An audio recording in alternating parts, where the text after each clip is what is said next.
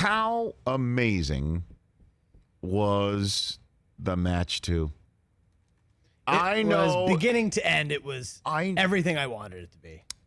And just seeing how much people were talking about it, right? And seeing how many people were watching it. It was a major sporting event. When you have a second window open and everybody's commenting on it in real time, then you know it's a major sporting event. And you also know it's a major sporting event if people are beasting on it to begin with, which a lot of people were about how slow it was. It was pouring rain in Florida, pouring rain, messing with some of the equipment. Brian Anderson, who was hosting it, talking to Tiger, who's not hearing him. And I'm looking at my feed and I'm seeing people, saying what they were saying. And then it turned on a dime. For most people, I was into it from the very beginning. I loved it. I loved every second of it. I loved seeing familiar faces. I loved watching them compete. I loved watching 4 all-timers competing and having a good time doing it. And $20 million got raised for COVID-19 relief. Unbelievable.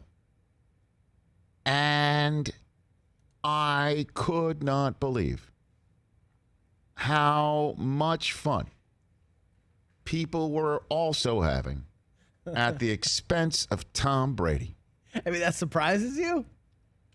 The expense of Tom Brady, who's out there shooting at sticks or attempting to hit fairways on national television. And struggling.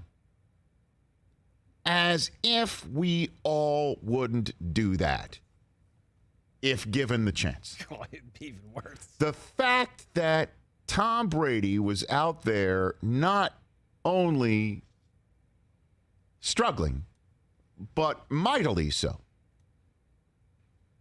to me, makes him that much more relatable. Certainly on top of all of it. It is, for me, the worst nightmare I would ever have. Like, this is what I have nightmares about. I'm on a team with Phil, competing against, oh, by the way, great.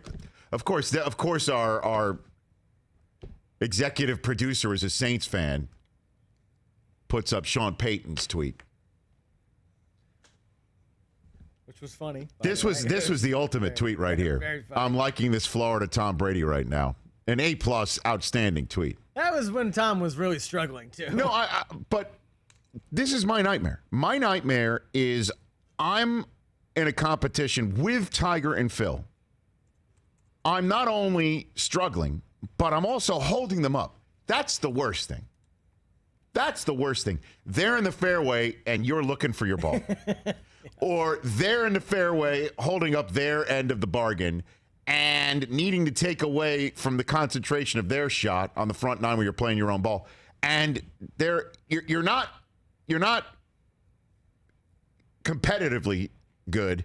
You're also not socially good.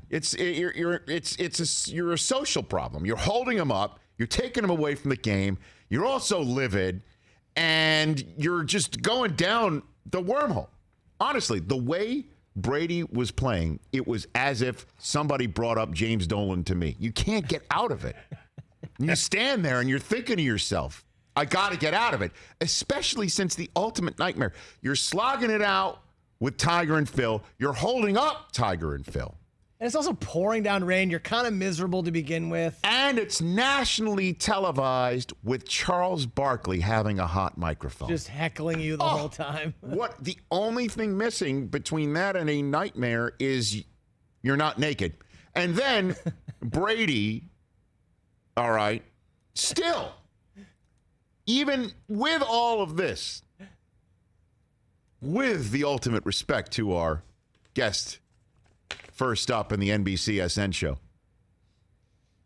Brady still looks phenomenal, okay? Even, as we all know, who my wife is, as Charles Barkley reminded everybody during the broadcast. Pretty funny. She comes in and notices, wow, they're all wearing shorts. And I'm like, not Tom Brady. And Brady comes on the screen. She goes, oh, he looks good.